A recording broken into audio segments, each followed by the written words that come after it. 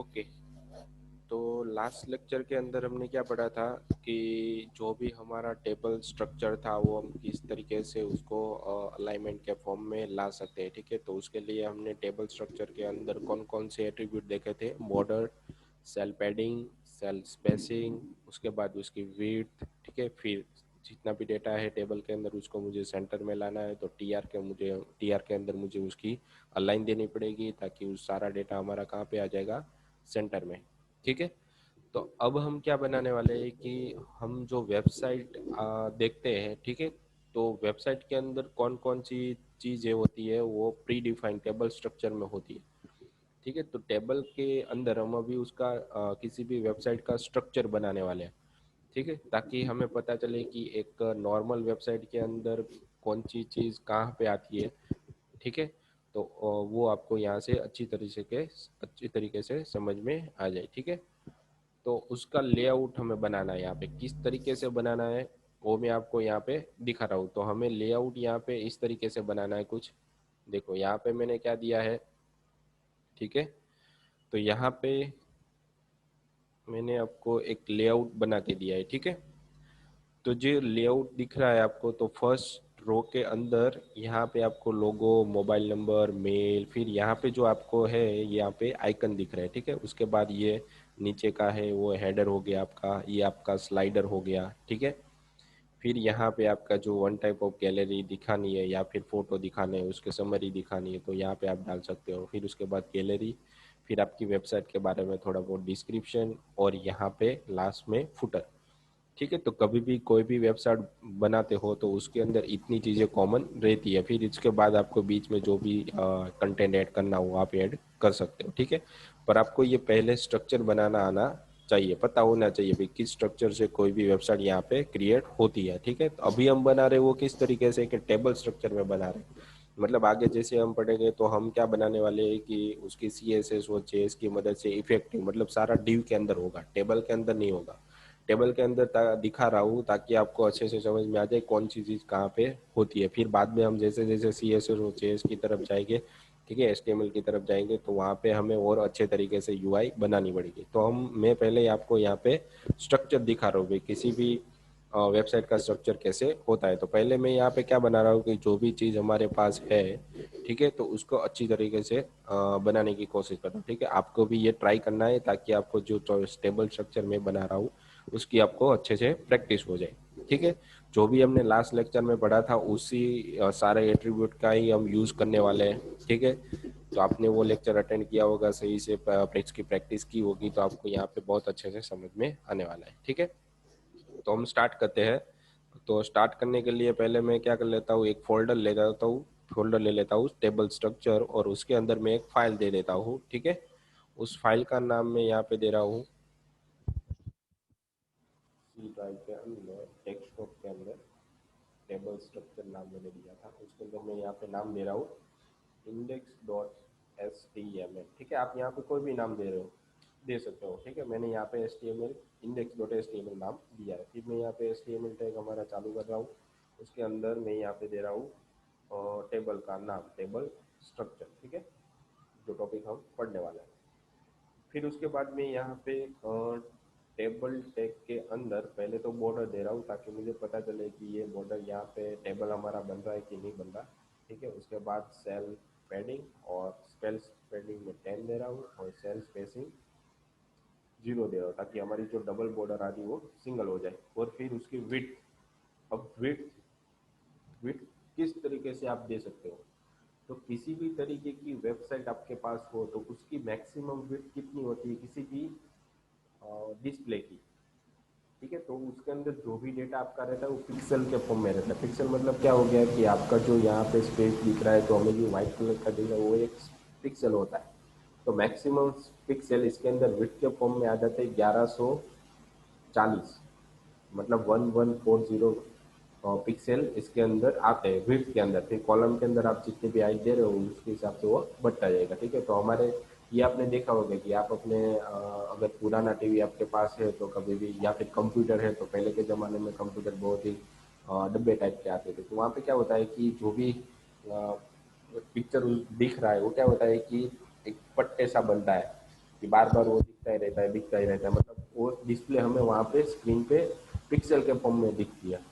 तो वैसे ही यहाँ पे जो भी हमें एलसीडी पे या हमारे लैपटॉप के अंदर दिख रहा है वो सारा पिक्सल के फॉर्म में ही होता है। तो एक विड्थ के अंदर मैक्सिमम 1140 पिक्सल होते हैं।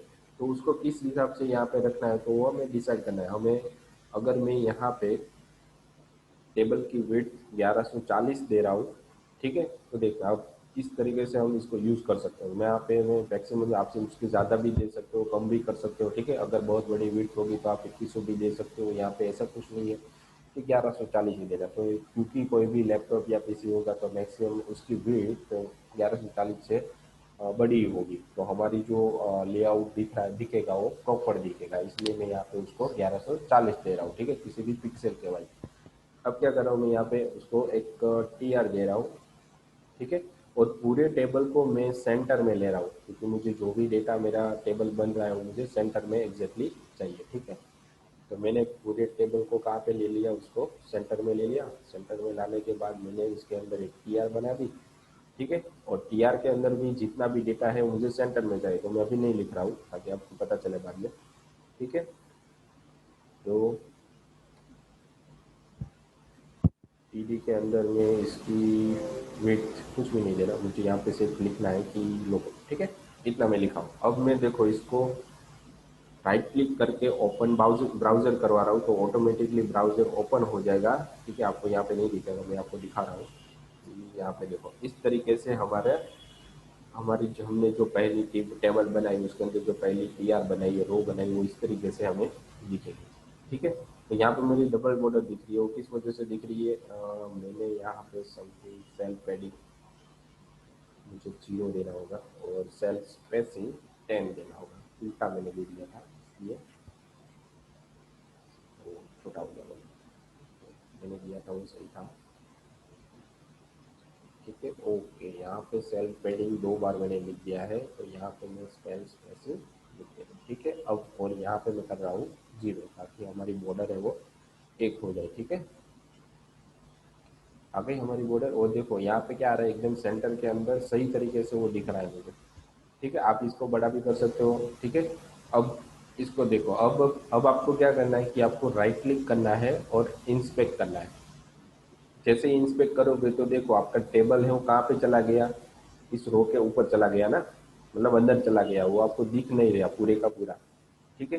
तो मैं एक और चीज़ बताता हूँ आपको कि आप उसको छोटा बड़ा भी ऑटोमेटिकली करवा सकते हो। तो उसके लिए आपको यहाँ पे फिक्स वैल्यू नहीं रखनी है, क्या रखनी है यहाँ पे आपको परसेंटेज रखने हैं। वेट आप क्या रखोगे, 90% रखोगे तो जितनी आपकी साइज होगी डिवाइस की, आप छोटा बड़े डिवाइस करोगे तो ऑटोमेटिकली क्या हो जाएगी, आपकी डिवाइस के अंदर जो भी कंटेंट है वो भी उसके हिसाब से बड़ा या छोटा, मतलब उसकी लेंथ बढ़ जाएगी या विड्थ बढ़ जाएगी ऑटोमेटिकली। परसेंटेज में देते हो तो अगर आप फिक्स दे रहे हो तो उसके कोडिंग में या टेबल में कोई भी चेंजेस नहीं होगा। अब मैं दिखाता हूँ, देखो मैंने यहाँ पे परसेंटेज दिया है, राइट क्लिक करूंगा तो जैसे ही विड्थ कम होगी तो टेबल भी हमारा ऑटोमेटिकली छोटा हो जाएगा। अगर मैं बड़ा कर रहा हूँ तो ऑटोमेटिकली विड्थ भी मेरी बड़ी हो रही है, ठीक है। तो ये चीज़ होती है इसके अंदर, ठीक है। तो आपको अगर उसको रिस्पॉन्सिव बनाना है, मतलब जो भी आप टेबल बना रहे हो उसको रिस्पॉन्सिव बनाना है तो आपको क्या करना पड़ेगा, विड्थ टेबल के अंदर आपको विड्थ देनी होगी परसेंटेज के अंदर, ठीक है। ये पता चल गया। आप अगर आप फिक्स दे रहे हो तो फिर आप जब भी डिवाइस को स्मॉल या उसको बड़ा करोगे, ठीक है, डिवाइस को, तो वो ऑटोमेटिकली बड़ी या छोटी नहीं होगी, रिस्पॉन्सिव नहीं होगी मतलब में, ठीक है। और रिस्पॉन्सिव चाहिए तो आपको यहाँ पे क्या देना पड़ेगा, टेबल के अंदर परसेंटेज में देना पड़ेगा, ठीक है। तो ये चीज़ थी इसके अंदर। अब मुझे यहाँ पे क्या चाहिए था कि मैंने आपको बताया कि लेआउट हमारे पास ऑलरेडी है तो उसके हिसाब से ही बनाना था।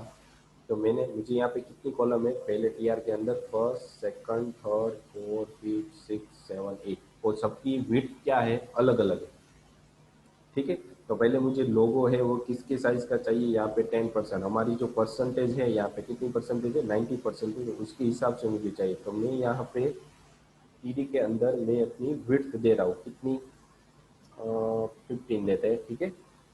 और उसके बाद यहाँ पे नई कॉलम डाल देते हैं, ठीक है। और उसके नीचे मैं 2 3 कॉलम डाल रहा हूँ तो ऑटोमेटिकली यहाँ पे 15%, तो 100% में से 15%, 15 और 45% हमने यूज़ की, मतलब 3 कॉलम हमारे पास, तो ऑटोमेटिकली अपने हिसाब से वो ले लेता है। देखो 3 कॉलम आ गए यहाँ पे, और जो भी डेटा हमने लिखा है वो कहाँ पे आना चाहिए, हमारा सेंटर में आना चाहिए ना। तो सेंटर में लाने के लिए मैंने आपको बताया था कि टीआर के अंदर, उसके अंदर का कंटेंट जो भी है वो सेंटर में लाने के लिए यहाँ पे आपको लिखना होगा सेंटर। ठीक है, जैसे आप यहाँ पे सेंटर लिखोगे और सेव करने के बाद यहाँ पे रिफ्रेश करोगे तो सारा जो लोगो लोगो है वो क्या पे आ जाएगा, बीच में आ जाएगा, देखा। ठीक है, तो यही चीज़ मुझे चाहिए कि सारा डेटा मुझे मेरा सेंटर में आना चाहिए। ठीक है, उसके बाद मुझे क्या चाहिए, पहला हमारा जो पोजीशन है, पहला कॉलम है हमारी टीआर के अंदर, वो बहुत छोटी है, तो मुझे यहाँ पे जो 15% में दे रहा हूँ तो वो मैं कर रहा हूँ यहाँ पे 10%। ठीक है, फिर मोबाइल नंबर भी हमारा 10% था और बाकी का बचा हमारा 80%, तो मैं इसको 80% दे रहा हूँ। अगर देखो यहाँ पे 100% हो रहा है, इन 90% हमने दिए उसके हिसाब से नहीं चल रहा, वो हमारा जो डिवाइस है जितना हमने टेबल बनाया है उसी को 100% लेके चलेगा। तो यहाँ पे मुझे 10, 10 और 80, तो 100 हो गया यहाँ पे। अब देखो हमारे हमने जिस तरीके से दिया है उस तरीके से वो बन के आ जाएगा, तो ये 10 हो गया, ये भी 10 हो गया, और ये हमारा 80%, इसको मैं हटा रहा हूँ तो ऑटोमेटिकली लेंथ उसकी बढ़ रही है। ठीक है, इसको हाइट भी आपको बढ़ानी है, तो आपको कहाँ पे देना पड़ेगा उसकी हाइट, यहाँ पे ये जो आपने टी आर दी है उसके अंदर आप यहाँ पे हाइट भी दे सकते हो। ठीक है, HEIGST लेंथ उसकी आप यहाँ पे शो दो। ठीक है, तो कितनी आ रही है हम देखते हैं यहाँ पे। ओके, ये बहुत बड़ा बन के आ रहा है। ठीक है, तो हमें यहाँ पे तो बहुत ही कम चाहिए, तो मैं क्या कर रहा हूँ यहाँ पे उसकी हाइट के अंदर मैन्युअली चेंजेस कर रहा हूँ, 70 दे रहा हूँ। यहाँ पर क्या आ जाएगा हमारे पास, 70 भी बहुत बड़ा है, तो मैं यहाँ पे 40 दे रहा हूँ। ठीक है, यहाँ पर ओके थोड़ा छोटा आ रहा है तो मैं वापस वहाँ पे 50 कर रहा हूँ। ठीक है, ये ठीक हो जाएगा। तो हमारी फर्स्ट कॉलम थी वो सही से बन रही है मतलब में। ठीक है, ये हो गया। अब मुझे क्या चाहिए, जो हमारा दूसरा लोगो था वहाँ पे मोबाइल नंबर चाहिए, और उसके बाद एक मेल था, मुझे मेल भी हमारा लिखना पड़ेगा, वेबसाइट के अंदर मेल भी लिखा रहता है कि कॉन्टैक्ट करने के लिए। ठीक है, तो यहाँ पे क्या हो गया है कि इसको आपके कैलकुलेशन करना पड़ेगा, जितने भी आपके पास कॉलम है तो उस कॉलम को यहाँ पे आपको खुद से डिवाइड और पार्टीशन देने पड़ेंगे। तो यहाँ पे मैं क्या दे रहा हूँ, उसके बाद यहाँ पे था हमारा मोबाइल नंबर, मोबाइल नंबर। ठीक है, उसके बाद एक और कॉलम बना रहा हूँ, उसके अंदर मेरा मेल था, तो यहाँ पे मैं डाल रहा हूँ मेल, और यहाँ पे इसकी हाइट में दे रहा हूँ समथिंग 30%, और बाकी का बचा कितना, 60 ना, 50। ठीक है, अब देखो कैसे बन के वो आ रहा है।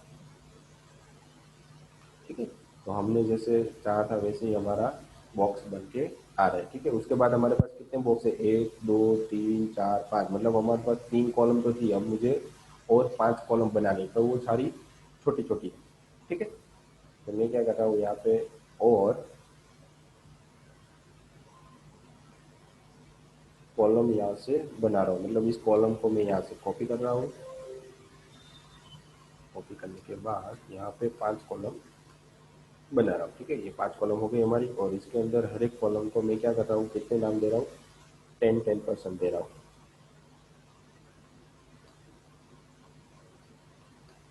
ठीक है, और यहाँ पे जैसे ही सेव करके वहाँ पे मैं देखूँगा तो ऑटोमेटिकली हमारा स्ट्रक्चर बन के आ गया। देखो आ गया। इसको आपको बड़ा करना हो तो भी आप यहाँ से आए तो इसकी बड़ा सकती, इसकी कॉलम यहाँ पे कम करनी होगी। ठीक है, तो यहाँ पे अपनी तरीके से हिसाब से बनाना है, तो मैं यहाँ पे इसकी 35 कर रहा हूँ, तो यहाँ पे सब में से एक एक कम हो जाएगा, मतलब 9। तो ये मैथमेटिक्स के रूल्स, मतलब परसेंटेज भी आपको यहाँ पे लगाने पड़े, मतलब कैलकुलेशन तो आपको करना ही पड़ेगा। ठीक है, इसे सेव करोगे तो यहाँ पे लोगो सही से बन के आ रहा है। ठीक है, इसके अंदर आप अपने तरीके से नाम भी दे सकते हो। यहाँ पे क्या होता है, बाय डिफॉल्ट आइकन्स होते हैं। ठीक है, तो आइकन किस तरीके से होते हैं, यहाँ पे मैं देख सकता हूँ, फेसबुक का आइकन है, ट्विटर का आइकन है, ठीक है, जीमेल का आइकन है, फिर लिंक्डइन का आइकन है, और यहाँ पे आप कुछ भी दे सकते हो, गूगल का आइकन है। ठीक है। तो इस तरीके से मैं यहाँ पे जैसे दूंगा तो हमारे सारे आइकन यहाँ पे आ जाएंगे, मतलब ये आइकन नहीं आ रहे अभी, तो मैंने सिर्फ नाम दिया। ठीक है, तो स्ट्रक्चर बना रहे थे पहले, हमारा जो टेबल का स्ट्रक्चर था बन गया। उसके बाद मेरे पास नीचे की साइड दो थे, एक मेल है और दूसरे बॉक्स के अंदर होम, अबाउट, सर्विस और पोर्टफोलियो, ये दोनों बॉक्स है। ठीक है, एक स्मॉल साइज है, इसका साइज बड़ा है। ठीक है, तो वापस मुझे क्या लेना पड़ेगा, एक नया टेबल बनाना है। क्या बनाना है, टेबल। तो वापस मैं यहाँ पे नीचे सेंटर के अंदर नया टेबल बना रहा हूँ। उसके अंदर भी बॉर्डर में दे रहा हूँ 1 सेल, पैडिंग में दे रहा हूँ यहाँ पे 10 सेल, स्पेसिंग आपको देनी है 0। ठीक है, और विड्थ आपको देनी है वहाँ पे जो हमने ऊपर दी है विड्थ, वही विड्थ यहाँ पे आपको देनी है 90%। ठीक है, उसके बाद जो आपने उसके अंदर टीआर फॉर्म में लिखा था वही आपको यहाँ पे उसके एट्रीब्यूट सारे लिखने हैं। तो सेंटर में सारा डेटा होना चाहिए और इसकी हाइट आपके हिसाब से आपको रखनी है, क्योंकि उसकी हाइट तो बहुत बड़ी है। ठीक है,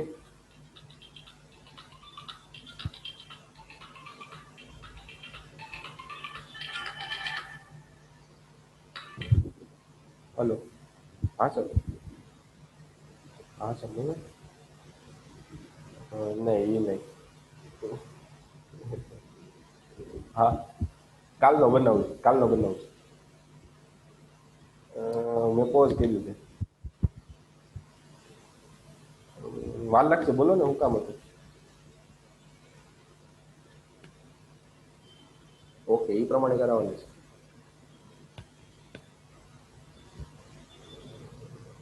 ઓકે એને, ઓકે ઓકે વાંધો નહીં. હા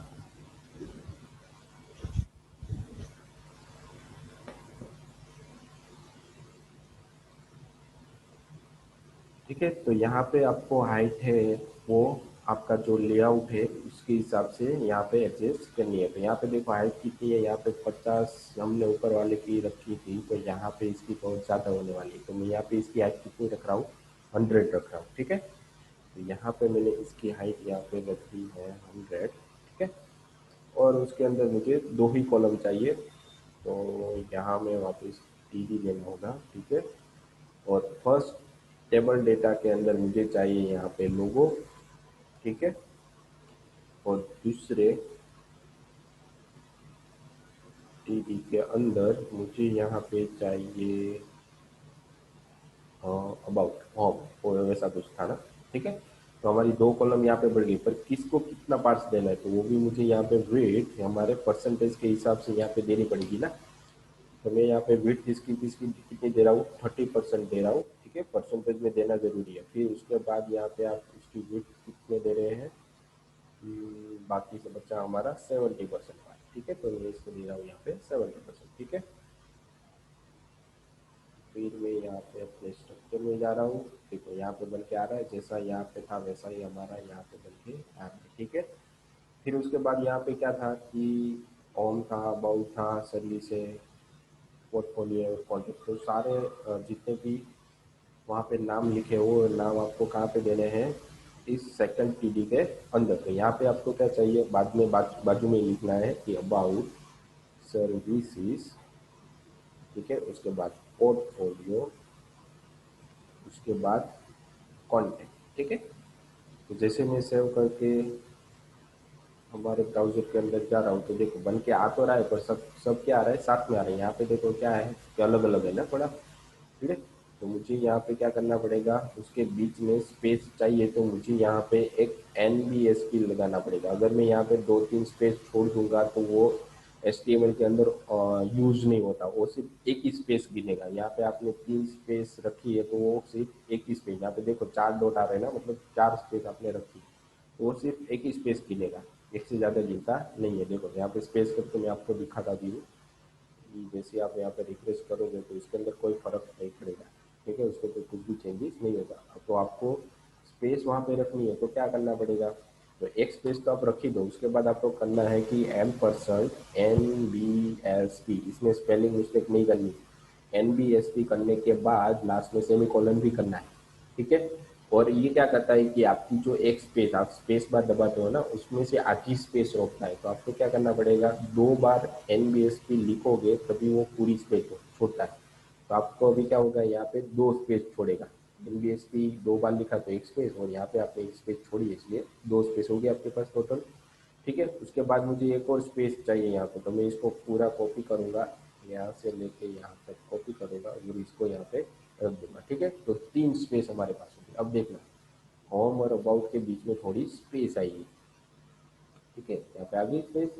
तो वही चीज़ मुझे कहाँ पे अप्लाई करनी होगी, जितने भी मैंने यहाँ पे लिखा है नेम, उन सब के बीच में मुझे यहाँ पे एक NBSP लगाना पड़ेगा 4 बार। ठीक है, तो यहाँ पर भी मैंने रख दिया, पोर्टफोलियो और सर्विसेज के बीच में भी रख दिया, फिर पोर्टफोलियो और कॉन्टैक्ट के बीच में भी रख रहा हूँ। ठीक है, जैसे ही सेव करूँगा तो वो सारे अलग अलग आ जाएंगे। ठीक है, थोड़ी थोड़ी दूरी आ जाएगी। तो हमें जैसा बनाना था वैसा बन गया। ठीक है, अब उसके बाद नीचे का पार्ट हमारा था कि स्लाइडर। ठीक है, तो स्लाइडर वाले पार्ट को बनाने के लिए हमारे पास टोटल 3 कॉलम है। तो हमें एक नया टेबल वापस से बनाना पड़ेगा। ठीक है, और लेफ्ट साइड और राइट साइड का पोर्शन जो कॉलम है मुझे कम रखना है, और बीच में जो पोर्शन है वो बहुत बड़ा रखना है। ठीक है, तो मैं यहाँ पे क्या कर रहा हूँ कि वापस इसी कॉलम में लिख नहीं रहा हूँ पूरे, जैसे टेबल में यहाँ पे बंद करना भूल गया हूँ। ठीक है, सॉरी। तो मैं इस कॉल टेबल को पूरे को कॉपी कर रहा हूँ और यहाँ पे एज इट इज पेस्ट कर रहा हूँ। मुझे वापस उसके अंदर कोई चेंजेस नहीं चाहिए, मुझे सिर्फ उसकी विड्थ बढ़ानी है। तो मैं यहाँ पे क्या कर दूंगा, 300 कर दूंगा, हाइट तो बढ़ गई। फिर इसके अंदर 3 कॉलम थे, तो मैं इन सबको यहाँ से हटा रहा हूँ और मैं उसके बीच में कुछ भी लिख रहा हूँ। मेन लिख दिया और वापस एक कॉलम बना दी, और यहाँ पे मैंने वापस इसको 10 दे दिया, यहाँ पे 10 दे दिया, और जो तो बचा बाकी का 80, मतलब 100 हो गया। जैसे ही मैं सेव करूँगा और रिफ्रेश करूँगा, यहाँ पे देखो बन के आ गया। तो ये दोनों की लेफ्ट साइड और राइट साइड की हाइट बहुत कम है ना, तो मुझे क्या करना पड़ेगा, उसकी हाइट की यहाँ से कम करनी पड़ेगी। तो मैं यहाँ पे इसको 5 दे देता हूँ, इसको भी 5 दे देता हूँ, उसकी हाइट बढ़ा देता हूँ, विथ 90 कर दिया, 100 वापस हो गया। ठीक है, तो उस कैलकुलेशन के हिसाब से आपको यहाँ पे लिखना है। तो यहाँ पे एंगल ब्रैकेट लिखना है, तो मैं यहाँ पे इसको हटा के एंगल ब्रैकेट कर रहा हूँ और इसको हटा के इस तरीके से करता हूँ। ठीक है, अब देखते हैं क्या आता है वहाँ। देखो आ गया। यहाँ पे आके आना चाहिए, बीच में आपकी इमेज आनी चाहिए ना। तो इमेज तो मैं अभी नहीं रख रहा हूँ, बाद में रखेंगे। ठीक है, तो ये सिर्फ हम लेआउट बना रहे हैं, तो यहाँ पे आप सिर्फ इमेज लिख सकते हो। ठीक है, तो यहाँ पे आपकी इमेज आ गई। ठीक है, अब क्या करना है, उसके बाद का लेआउट जो है, ठीक है, यहाँ पे जो आपको लेआउट दिया, मतलब ये भी 3 पार्ट है, पर तीनों के तीनों पार्ट किस तरीके से है, एक ही तरीके के हैं। ठीक है, एक बनाओगे तो बाकी के तीनों यहाँ पे ऑटोमेटिकली सेटअप हो जाएगी। ठीक है, तो आपको क्या करना है, वापस ऊपर की कॉलम टेबल कॉपी करना है और सेम टू सेम यहाँ पे रखना है, क्योंकि मुझे और कुछ भी चेंजेस नहीं करना, सिर्फ उसके अंदर जो कॉलम है उसी के अंदर चेंजेस करना है। तो इसकी हाइट भी आपको 300 रखनी है तो 300 रख सकते हैं, या फिर आप उसको कम करना चाहते हो तो कम भी कर सकते हैं। ठीक है, मैं यहाँ पे 250 कर रहा हूँ। ठीक है, और उसके बाद तीनों की हाइट एक ही तरीके की थी, तो मैं यहाँ पे 33, 33 और 33 दे रहा हूँ। उसके अंदर सारा डेटा यहाँ से हटा रहा हूँ, मैं सिर्फ एक कैरेक्टर लिख रहा हूँ यहाँ पे, ताकि आपको पता चले कि किस तरीके से वो आना चाहिए। ठीक है, फर्स्ट, सेकंड, फिर यहाँ पे थर्ड। ठीक है, जैसे ही मैं सेव करूँगा इसको, तो यहाँ 3 पार्ट के अंदर डिवाइडेड होता हुआ दिखाई देगा। ठीक है, आ रहा है। अब मुझे यहाँ पे क्या रखना है कि इमेज रखनी है। देखो ये इमेज का टैग है। ठीक है, आप यहाँ पे किसी भी तरीके की इमेज यहाँ पे रख सकते हो। उसके बाद क्या है, ये कंटेंट है आपके पास, तो कंटेंट नीचे आना चाहिए ना। ठीक है, तो उसके लिए मुझे क्या करना पड़ेगा कि इस फर्स्ट वाले टीवी के अंदर पहले मुझे इमेज रखनी है। तो मैं यहाँ पे इमेज रखने के लिए मैंने वो तो आपको टैग बता दिया कि इमेज आप कैसे रख सकते हो। तो यहाँ पे मुझे डमी इमेज रखनी थी, तो मैं सिर्फ इमेजेस और उसके अंदर कुछ भी नाम दे रहा हूँ। अभी मैंने इसको अटैच नहीं करवाया। ठीक है, और मैं इसकी हाइट दे रहा हूँ यहाँ पे 300, कुछ भी दे सकते हो, तो वैसे ही आएगा।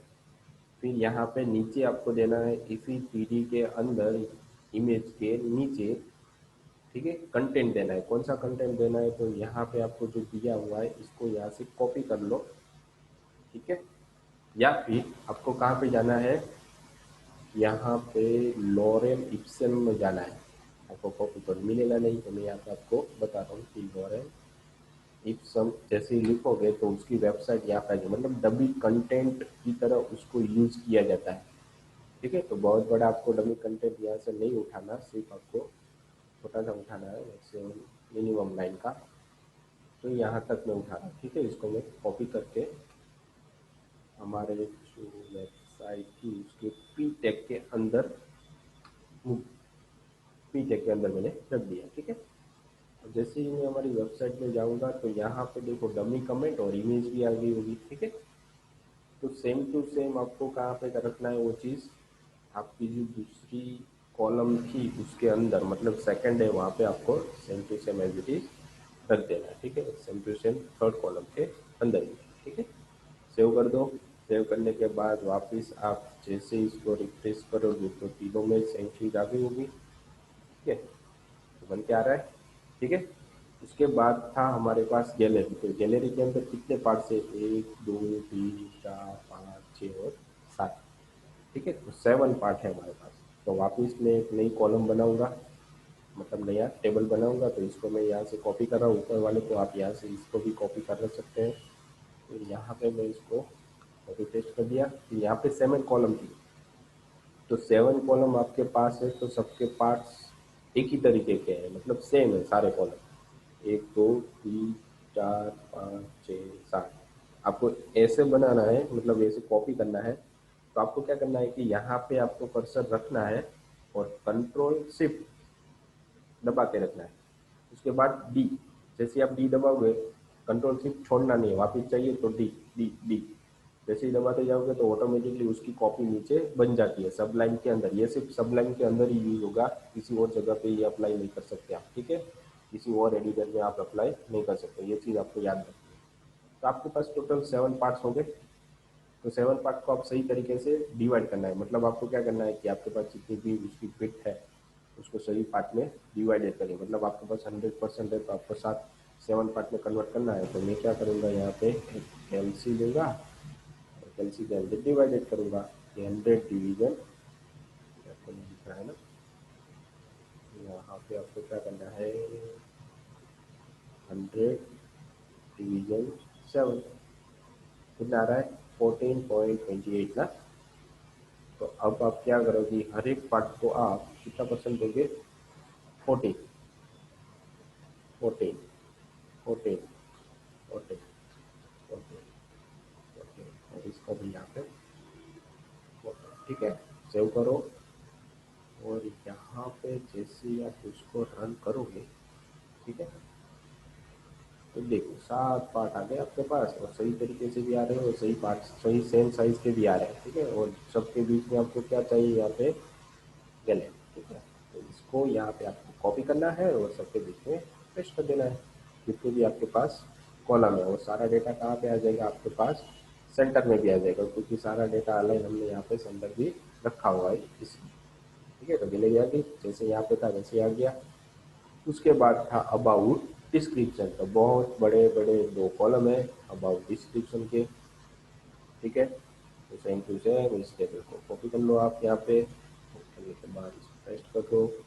और 2 ही कॉलम आपको चाहिए तो 2 ही आपको रखना पड़ेगा, और दोनों के सेम पार्ट्स है, तो यहाँ पे आप 50% इसको और 50% इसको, और यहाँ पे आप रख सकते हो अबाउट डिस्क्रिप्शन, ठीक है।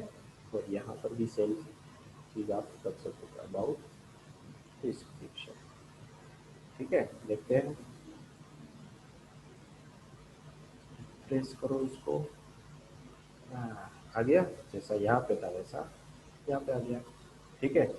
उसके बाद फुटर था, जो लास्ट पार्ट आता है, उसके अंदर क्या होता है कि बहुत सारी गैलरी होती है, ठीक है, आइकन्स होते हैं, आइकन्स होते हैं, बहुत सारी चीज़ें इसके अंदर होती है। अबाउट थोड़े आपकी वेबसाइट के बारे में लिखा हुआ है। तो यहाँ पे 4 कॉलम है, तो मुझे यहाँ पे एग्जैक्टली 4 है, बीच वाला जो कॉलम था वो बहुत छोटा है, ठीक है, सेकंड वाला कॉलम। तो इसके लिए मुझे क्या करना पड़ेगा कि वापस हम जो कॉलम टेबल ले रहे हैं उसको कॉपी करने के बाद उसके अंदर 4 कॉलम ऐड करें, फिर उसको हम हाइट फिट अलग से दे रहे हैं। यहाँ पे मेरे पास 4 कॉलम हो गए, तो फर्स्ट वाला पार्ट मेरे पास है वो मैं 20% दे रहा हूँ, सेकंड है उसको मैं 10 दे रहा हूँ, थर्ड है मेरे पास वो 35 दे रहा हूँ। ठीक है, तो आपको यहाँ पे कैलकुलेशन करना है। देखो 30 और 10 30, 30 के बाद यहाँ पे क्या आ जाएगा आपके पास 65, और 65 के बाद 35 मतलब 100 हो गया। ठीक है, तो इस तरीके से आपको यहाँ पे देना है। तो आपको पहले डिवाइडेड करना है सारे कॉलम को, उसके बाद उसके अंदर कंटेंट लिखना है। ठीक है, देखो यहाँ पे आ रहा है, ये थोड़ा बड़ा हो रहा है, इसको थोड़ा सा बड़ा कर देता हूँ। 20 तो नहीं होगा, 15 कर देता हूँ। ठीक है, तो यहाँ पे मुझे 2 कम करना पड़ेगा और यहाँ पे 3 कम करना पड़ेगा। ठीक है, ताकि वो सही से दिखेगा। ठीक है, वैसा था जैसा यहाँ पे वैसा यहाँ पे, पर इसकी हाइट बहुत ज़्यादा है, तो मुझे उसके लिए इसकी हाइट भी यहाँ से कम करनी पड़ेगी, 200 रख रहा हूँ। ठीक है, और इसके अंदर क्या था, लिंक्स थी ना, तो यहाँ पे फुटर अबाउट था, तो मैं यहाँ पे लिख देता हूँ फुटर अबाउट, इस पहले वाले अबाउट डिस्क्रिप्शन को हटा के फुटर अबाउट। ठीक है, उसके बाद था यहाँ पे होम सर्विसेज, जो भी हमारे हेडर में था, तो उसको आपको यहाँ पे क्या किस तरीके से लिखना है, एंकर टैग के अंदर लिखना है, HREF में आपको हैश देना है। ठीक है, किसी भी तरीके की लिंक नहीं देनी। फिर यहाँ पे होम, उसके बाद यहाँ पे एंकर टैग देना है BR। ठीक है, BR देने के बाद यहाँ पे आपको सर्विसेज लिखना है, यहाँ पे आपको अबाउट लिखना है, यहाँ पे पोर्टफोलियो लिखना है। ठीक है, और यहाँ पे नीचे की साइड आपको कॉन्टैक्ट लिखना पड़ेगा, ताकि हमारे जितने भी लिंक हेडर में थी वो यहाँ पर भी एज इट इज आ जाएगी। ठीक है, देखते हैं इस तरीके से आता है। सेव करो, इसमें रिप्लेस करो, आ गया home service about portfolio contact. और यहाँ पे क्या था वापस ट्विटर गैलरी, और यहाँ पे था सोशल, तो आप वहाँ पे नाम दे देते, नाम चेंज कर देते, यहाँ पे आ जाएगा हमारे पास ट्विटर गैलरी, और यहाँ पे ट्विटर सोशल आइकन। ठीक है, तो सोशल आइकन, तो इस तरीके से हम हमारे जो लेआउट है टेबल के अंदर जो बनाया है। ठीक है, कि आपको पता चलेगा कि किस तरीके से किसी भी लेआउट को किया जाता है। तो आपको याद भी रखना ये चीज़ कि जब भी आप वेबसाइट बना रहे हो, तो किसी भी वेबसाइट के अंदर हेडर में क्या आता है, ठीक है, फुटर में क्या आता है, ठीक है, और बीच के अंदर जो फर्स्ट ऑफ ऑल होता है कंटेंट स्लाइडर रह जाता है, फिर उसके बाद कंटेंट, फिर गैलरी, ठीक है, फिर अबाउट डिस्क्रिप्शन। तो ये चीज़ आपको यहाँ पे याद रखनी है। फिर बीच में आप किसी भी तरीके के कंटेंट ऐड करवाने हो, चेंज करवाने हो या एडिट करवाने हो, तो भी आप वहाँ से कर सकते हो, पर इतनी चीज़ें किसी भी वेबसाइट के अंदर आएगी। तो ये चीज़ आपको यहाँ पे अच्छे से समझना है। ठीक है, तो स्ट्रक्चर भी बनाना है और साथ में आपको उसका टेबल का स्ट्रक्चर भी समझना है। अब देखो मैं यहाँ पे क्या कर रहा हूँ, इंस्पेक्ट करने के बाद यहाँ पे देखो जैसे ही मिनिमाइज करोगे आप, तो टेबल भी ऑटोमेटिकली छोटा हो जाएगा।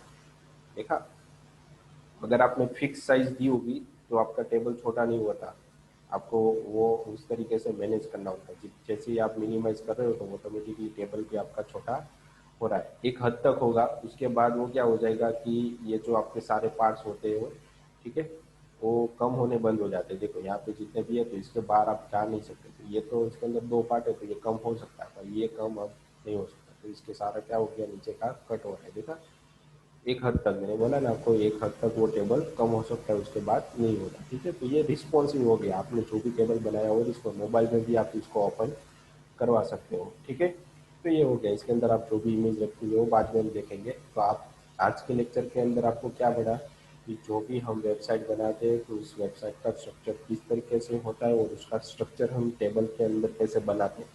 ठीक है, तो वो चीज़ आपको यहाँ पे, तो आपको इसकी अच्छे से प्रैक्टिस करनी है। ठीक है, ताकि आपको और अच्छे से आगे समझ में आए। ठीक है, आज के लेक्चर के अंदर इतना ही था। Thank you.